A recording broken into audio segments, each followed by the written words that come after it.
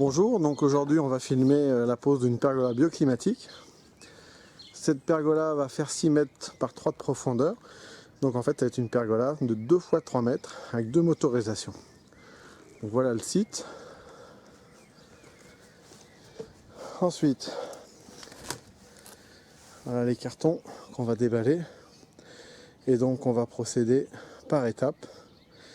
Et en principe il faut pour une 6 par 3, 2 personnes, une grosse journée de travail. Donc là on a déballé les cartons, il y a les cartons avec des lames, donc ça on va y garder pour la fin, ce sont les plus grands cartons généralement, et ensuite on a les cartons avec les chevrons de rive, les sablières et les poteaux. Donc là on a mis les sablières au sol. Donc les sablières en fait ce sont ces profils qui ont un dessin ici fraisé et déjà des équerres de fixation qui sont fixés sur la sablière, et en fait ça sert de gouttière. Voilà, comme ça. Donc on les met au sol. Ensuite on prend les poteaux. Alors les poteaux, ce sont des doubles poteaux qui sont fixés les uns sur les autres. Vous avez ici un petit carré.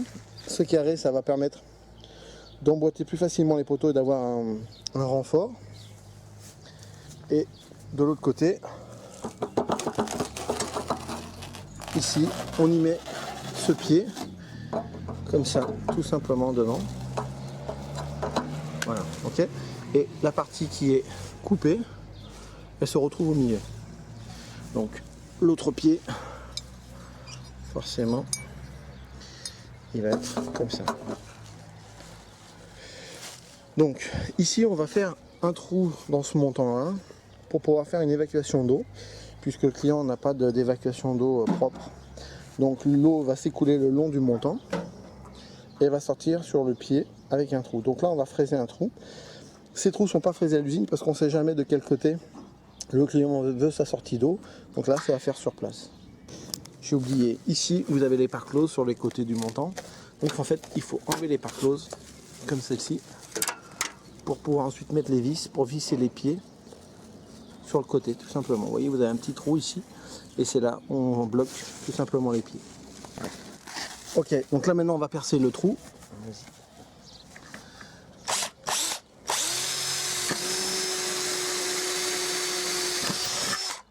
Et donc là maintenant on va percer un peu plus gros avec une fraise à étage. Alors le trou en fait on le fait toujours dans le montant, parce que vous voyez qu'il y a un double montant. Ce trou on le fait toujours du côté où il n'y a pas ce carré, hein, puisqu'en fait l'eau va s'évacuer par ici, et vous verrez que dans la sablière, donc la gouttière, on a déjà un orifice qui est prévu pour que l'eau s'écoule ici. Donc là du coup on se trompe pas, on fait bien le trou d'évacuation de ce côté là.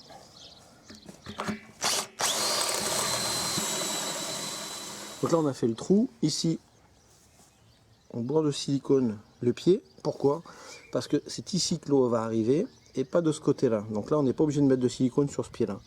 Donc ici, comme on va avoir de l'eau, on met du silicone pour pas que l'eau s'évacue en bas du pied et qu'elle s'évacue bien là où on a fait le trou.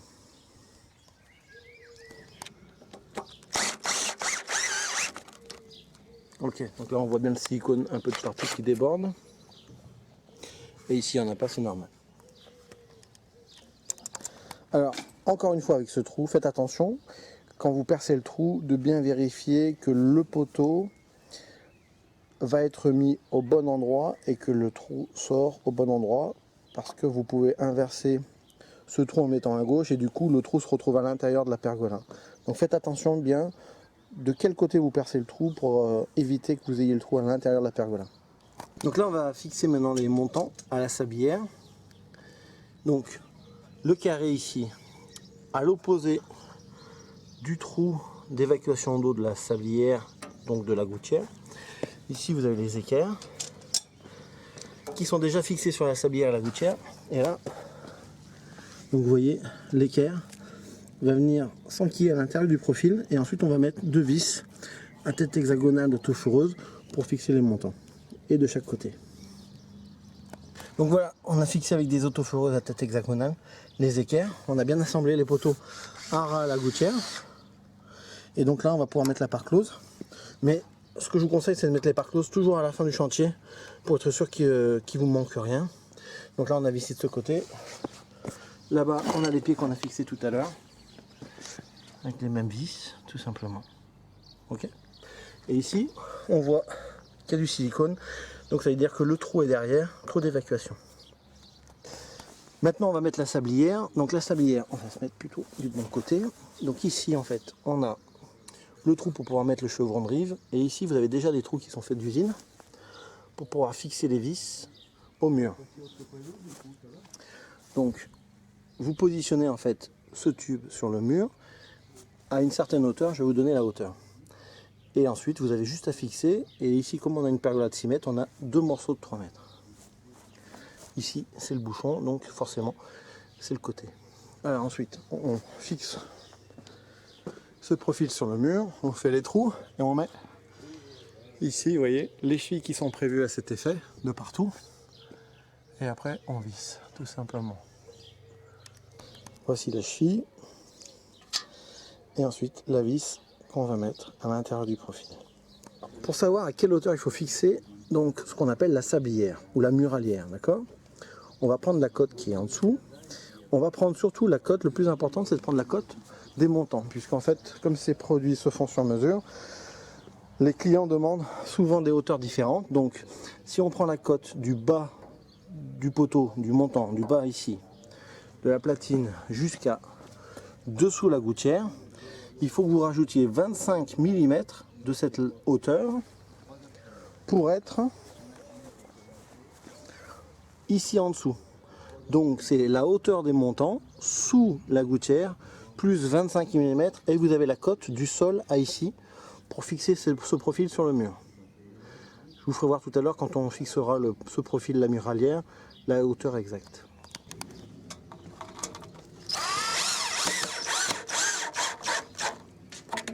Voilà. Et on fait les trous comme ça sur tout le long de la muralière.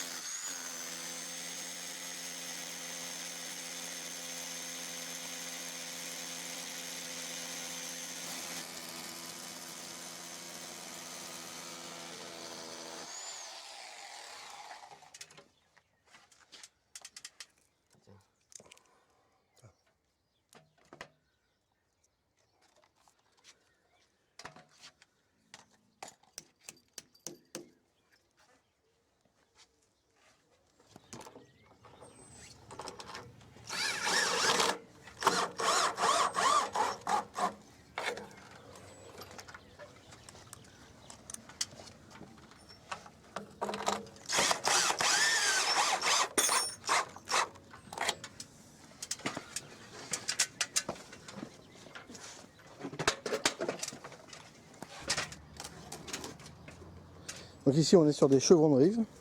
Donc en fait c'est des chevrons qui vont être sur le côté ou au milieu. Là c'est l'axe où va venir s'enquiller la lame.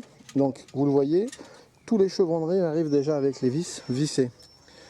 Une sur deux, on va devoir les dévisser pour pouvoir fixer les lames. Mais ça je vous expliquerai ça plus tard quand on va fixer les lames. Ici vous avez les chevrons de rive et ça c'est le devant avec cette découpe bien particulière. Ça c'est le côté donc de la gouttière, sablière. Et de l'autre côté, forcément, c'est du côté du mur, de la muralière ou faîtière. Donc ce qu'on va faire, c'est qu'on va déjà, la structure qui est au sol, on a posé les montants. Ok. Ici donc on a posé la muralière. On va lever tout simplement la structure de devant. Et ensuite on va commencer à mettre ces chevrons de rive au milieu. Donc dans ces trous là en fait, pourquoi ?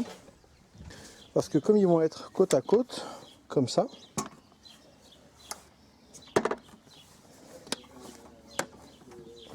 voilà. Ils vont être côte à côte comme ça, on va pas pouvoir dévisser les vis et les remettre. Ça va nous gêner. Donc automatiquement on va commencer par le milieu, les vis déjà fixées, et ensuite on mettra les chevrons de rive sur les côtés, où on sera obligé d'enlever les vis pour pouvoir enquiller les lames. Donc là on a enquillé les deux chevrons de rive au milieu. Toujours à fond, c'est-à-dire qu'il faut que ça arrive en butée contre le mur. Et ici, il faut que ça arrive en butée aussi. Ok. Et là, vous voyez, là où il y a mon doigt, pardon, là, vous voyez, il y a une vis. Donc là, on vient de visser le chevron de rive sur un petit carré qui est beige là, qui peut être d'une autre couleur, mais ce petit carré. Et on va y mettre ici 2 vis à chaque fois. Vas-y.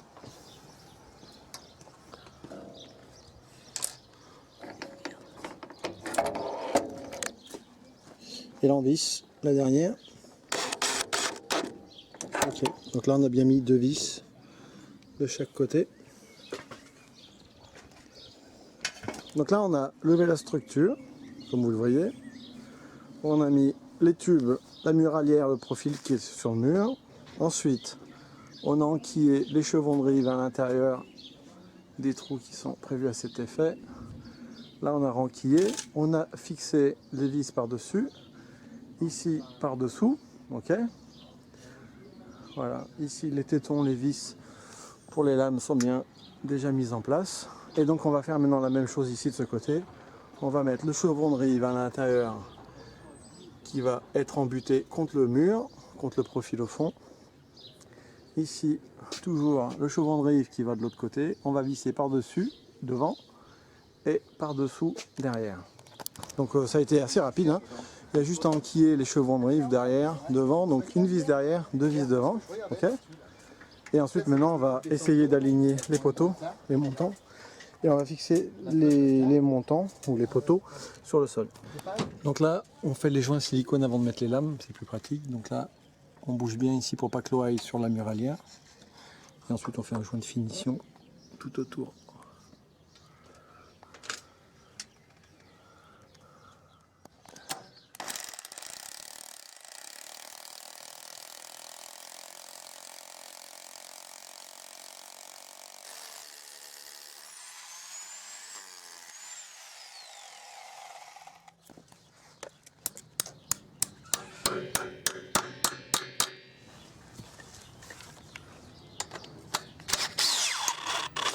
Ok. Et là on fait la même chose pour tous les pieds. Bien sûr, d'abord mettre tous les pieds à niveau avant de fixer les platines. Ah, on a fait donc tous les silicones à l'arrière. Ici, donc là c'est les silicones là au-dessus pour pas que l'eau puisse s'infiltrer dans le profil de derrière. Voilà, comme ça. Et là ensuite on a fait un joint silicone avec un joint translucide tout le long pour pas que l'eau s'infiltre par derrière le profil. Et pareil sur le devant, on a fait un silicone de propreté. Voilà. Il faut qu'on mette du silicone aussi sur le bouchon, là, pour pas que l'eau sorte sur les côtés. Vous mettez bien du silicone sur tous les vis. En principe, d'usine c'est fait. Et ici, vous voyez, c'est l'évacuation de l'eau. Donc vous avez un pas fileté en dessous qui va dans le montant et c'est là où vous pouvez raccorder en fait ce que vous voulez pour pouvoir faire sortir votre eau comme vous le souhaitez ou par du tuyau PVC ou par d'autres choses. Voilà. Donc en fait cette pergola elle fonctionne par débordement, c'est-à-dire qu'en fait il n'y a pas de pente, le chevron de rive est parfaitement à plat et en fait c'est en fonction du niveau d'eau qui remonte, ça passe d'un trou à un autre, du chevron de rive à la gouttière et ça va directement ensuite dans le trou que vous voyez là. Maintenant on va mettre ici un plat qui va donc déborder du profil muralière tout simplement pour venir coiffer la dernière lame. Donc là on met le plat et on va le visser ici au bord tout simplement. On met du silicone au-dessus pour être sûr que ça soit étanche et que l'eau ne s'infiltre pas entre le plat et la muralière.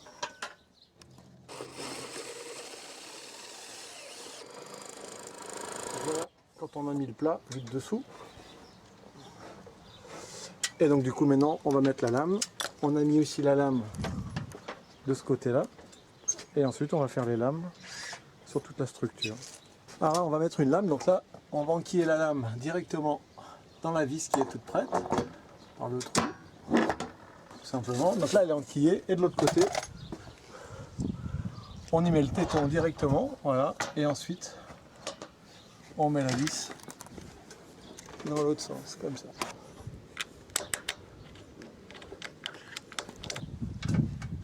Voilà, donc là du coup la lame elle est bien mise, ici elle pivote, elle est mise de l'autre côté, vas-y descends là, voilà, Donc, et là maintenant, on fait toutes les lames, une par une, comme ça. C'est assez simple à poser. Il faut être deux, on ne peut pas les poser seuls. Donc là maintenant, on va mettre le tube. Donc ce tube, c'est pour aligner les lames et surtout aussi, c'est le support du moteur. Donc là, vous avez chaque lame a une petite patte avec une oreillette comme ça. Et en fait, on y met cette vis dans le trou de l'oreillette, ici. Et cette vis vient se visser sur des inserts qu'il y a dans ce tube carré. Et en fait, ça permet d'aligner toutes les lames et ça va être le support du moteur. Et ça, on le fait aussi bien d'un côté que de l'autre, tout simplement. C'est très simple à faire. C'est juste 2 minutes pour visser toutes les vis. Voilà le tube en question. Donc, les trous vont vers le bas et la fameuse vis vient ici, tout simplement, et vient prendre l'oreillette de la lame. Donc là, pour mettre les lames au centre, hein, donc c'est une pergolade 6 mètres, donc ici vous avez des chevrons au milieu. N'oubliez pas que quand vous mettez donc la deuxième partie de lame, de mettre les lames et en même temps le tube carré, parce que c'est plus difficile à mettre le tube carré quand vous avez mis toutes les lames, parce qu'il faut passer par-dessus. Donc c'est mieux de le faire au fur et à mesure. Vous enquillez les lames et vous mettez la vis sur l'oreillette de la lame, en même temps que vous avancez, comme ça. Donc on arrive à l'automatisation de la pergolade climatique. Donc je vais ouvrir le carton.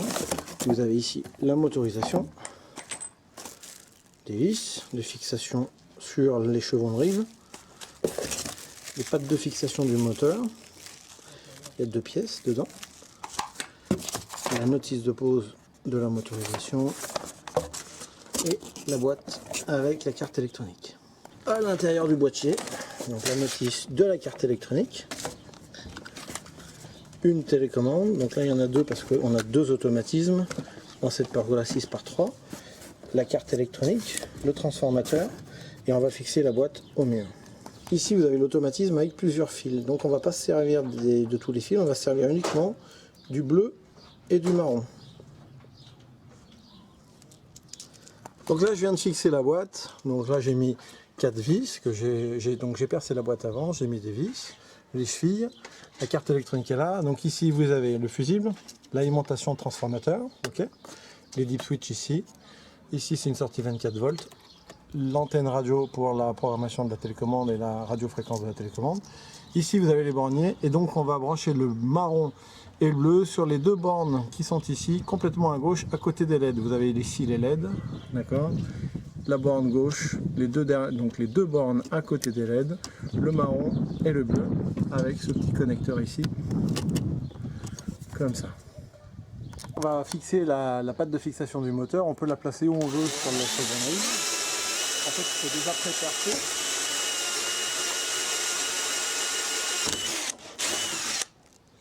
Alors on pré-perce parce qu'en fait le chevron de rive est renforcé, donc vous avez une double épaisseur d'aluminium et vous ne pouvez pas mettre les autoforeuses directement, c'est trop difficile. Voilà, donc là vous mettez une vis sans forer au bout, d'accord.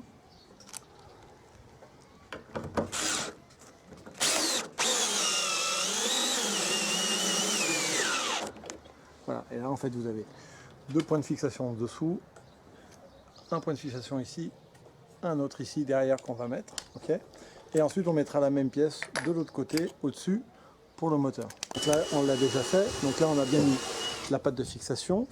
Ici la motorisation, quand vous la positionnez, il faut toujours vérifier qu'elle est toujours en position basse. Donc tournez la vis sans fin au maximum pour qu'elle soit le plus reculée possible. Et ensuite vous venez fixer la patte en fonction de la taille de votre automatisme que vous venez de fixer. Donc vous fixez en premier la patte du bas, ensuite la patte du haut, toujours avec les vis ici de l'autre côté et au-dessus. Voilà. Ensuite pour le câble, petite astuce, c'est qu'ici vous avez une part close au-dessus. Vous enlevez la part close, vous la trouvez, vous faites passer le fil à l'intérieur de la part close ici et vous le faites ressortir là où vous voulez pour alimenter votre automatisme. En fait, ça doit faire ça. Allez, maintenant on finit par les câblages. Donc là, on est sur la carte électronique. Ici, donc, on a bien les fils du transfo qui sont déjà branchés. Hein. Ici, on met bien le bleu donc à gauche, le marron à droite. Donc là, on a doublé les fils tout simplement pour qu'il y ait une section plus importante. Ok. Donc je vous ai bien dit, là vous avez les LED, le bleu à gauche et le marron à droite, d'accord? Les autres bornes ne servent à rien. Ici, vous mettez votre phase et votre neutre, tout simplement. Donc ça, c'est le fusible qui protège votre transformateur qui est là, ok, la terre. Donc là, on a deux boîtiers puisqu'on a deux automatismes. Vous voyez qu'ici, dans les deep switch, on est en position 1 et 2. Donc la position 1 et 2, c'est la marche normale en fait. Et si vous voulez programmer vos télécommandes, c'est très simple. Vous mettez tout sur 0. Vous levez ici le 4 sur on. Vous appuyez sur ce bouton là une fois. La LED clignote. Vous appuyez sur la télécommande une fois. Vous réappuyez sur ce bouton ici. Et vous remettez ensuite tout sur 0. Et vous avez fini de programmer votre télécommande. Je recommence. Vous mettez tout sur 0. Vous levez le 4 sur on. Vous appuyez sur ce bouton ici. Une fois, la petite LED à gauche va clignoter. Vous appuyez sur la télécommande. Vous rappuyez sur ce bouton. Et vous mettez tout sur off, et donc du coup votre télécommande est programmée. Ok. Bon. Ensuite, donc je l'ai fait avant, bien sûr. Là vous avez la télécommande, et là vous avez ici le système qui fonctionne. Alors, je me suis trompé de télécommande. Donc il y a deux télécommandes, une pour chaque parcelle.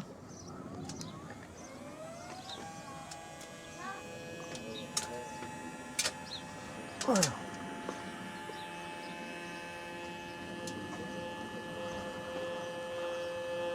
On ferme. Je vous répète, l'automatisme a une fin de course de fermeture et une fin de course d'ouverture. Il a une décélération du moteur quand il arrive en fin de course de fermeture et en fin de course d'ouverture. Donc là, je rappuie encore une fois sur la télécommande pour l'ouvrir.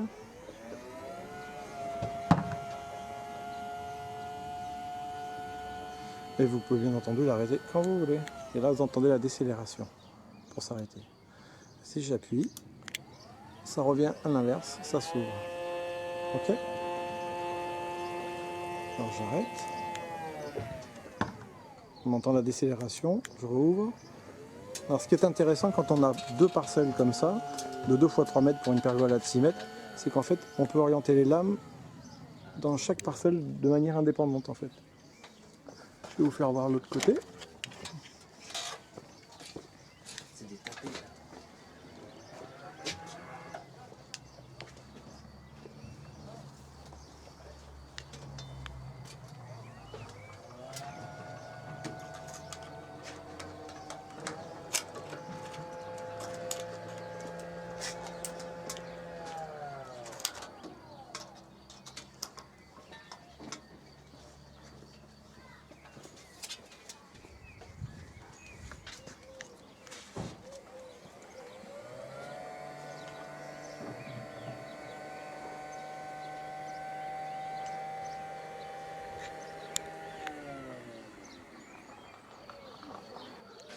Voilà, la journée est finie.